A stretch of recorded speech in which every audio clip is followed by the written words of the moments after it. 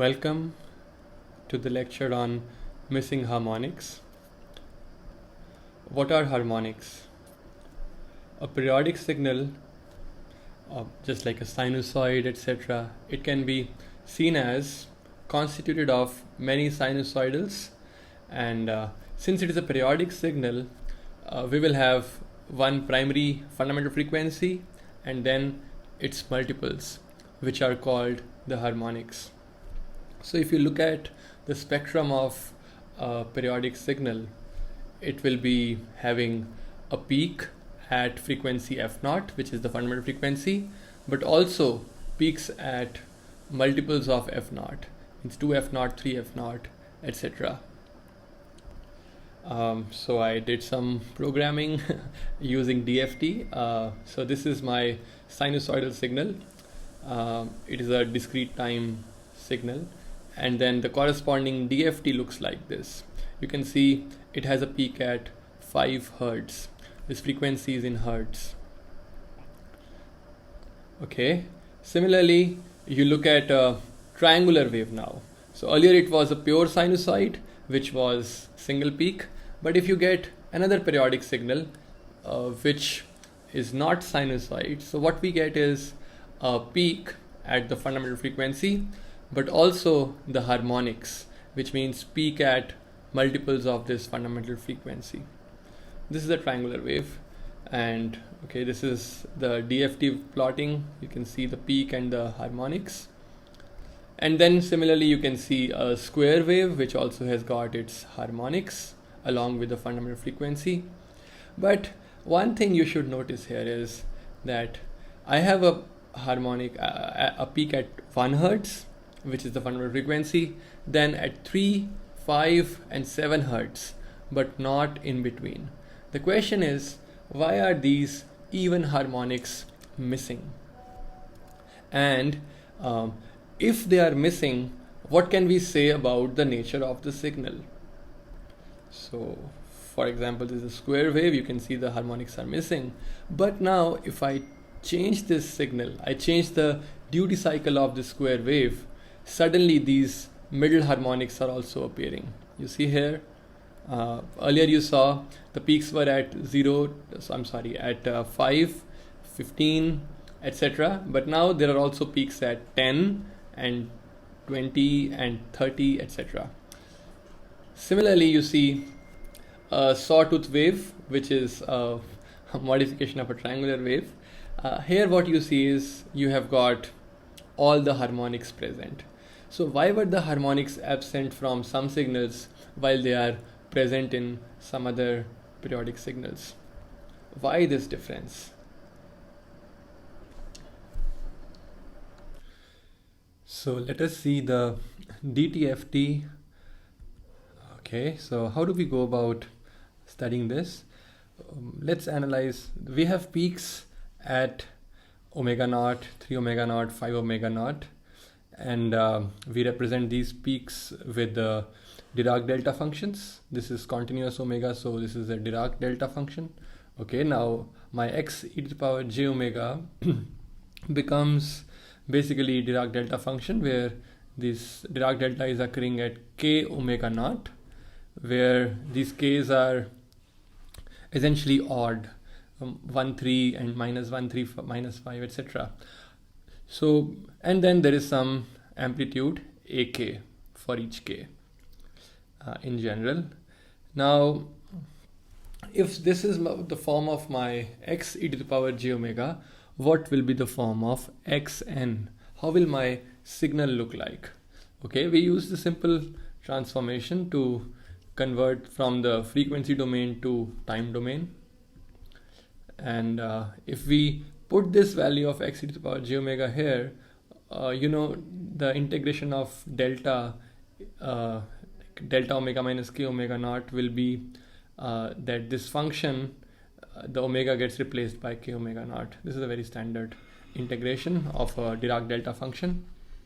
Now we got this form here. K is taking both positive and negative values. Now, as a side note, this is not essential for this derivation, but as a side note, we know that this is a real signal, and for a real signal, my this relation holds. Basically, x of e to the power j omega is equal to x star e to the power minus j omega. And if we substitute, let's say omega equal to k omega naught, then what will happen?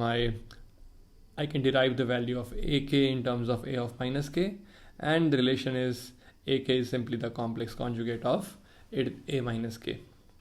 So in this way I can just simplify this form, and I can say this term is basically, if I consider only the positive case and I keep the negative case like this, it's just a way to write it. And why I'm writing it is will be clear on the next slide. So yeah, just rewriting the equation which we just now derived. Now let's open it up and see how the terms look like. And now we can see some pattern here. Can we extract some meaningful pattern? Yeah, see, every term, every exponential has got e to the power j omega naught n, and basically the odd multiples. Now let me take out something as common. Okay, I took this out as common, and what I found is this. So I've got e to the power j omega naught n as common, and everything else here is basically even powers of e to the power j omega naught n. Can we derive something from there? Yeah, see, ultimately I want to see some relation in terms of shifting my n. If I shift my n to, let's say, n plus something, then that something will appear in the exponential, and if that gets cancelled out somehow, then I can derive a relationship of xn plus something in terms of xn. So with that hope, I can just notice here that these are all even multiples of n. So okay, consider xn plus pi upon omega naught. So if I consider n plus pi upon omega naught, and here everything will come like that. Let's consider the first term. So here we have n plus pi upon omega naught. Now what is pi upon omega naught? It is basically half the time period, right? Because omega naught is 2 pi upon t naught, and half the time period basically. So okay, now what we get here is, if I add here n plus pi by omega naught get cancelled. This is simply e to the power j pi. E to the power j pi is minus 1. So I derived this form. And what happens inside these brackets? Inside these brackets there is no effect, because it is e to the power 2 pi j, and e to the power 2 pi j, or e to the power minus 2 pi j, or e to the power 4 pi j, e to the power minus 4 pi j, everything is 1, because it's simply the circular relationship. So this term is not changed, only this term changes, and it becomes basically negative. So what we derive is that x of n plus pi upon omega naught is minus of xn. Okay, then now let us see the DTFT, and this is the relation we have obtained from looking at the form of DTFT, that x of n plus pi upon omega naught is minus x of n. Now let us go back and reconsider what we had seen.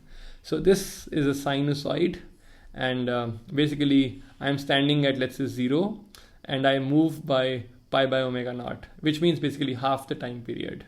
And you see that if I am here and if I move by half the time period, everything is just negative. So this plot satisfies this relationship. And then consider the triangle, same thing. Any value I take, I move by half the time period, I get the negative value.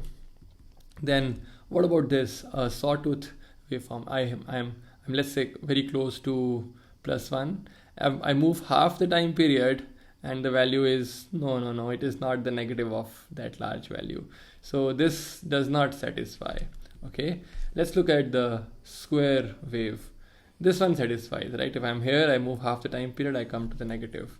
And what about the sinus, a square wave with a different duty cycle, or 0.2 duty cycle?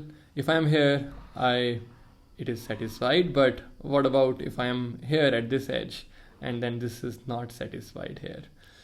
That if I move half the time period, it is not the negative. So very clearly I have derived that these plots will have second harmonic and even harmonics missing, and these will have even harmonics still present.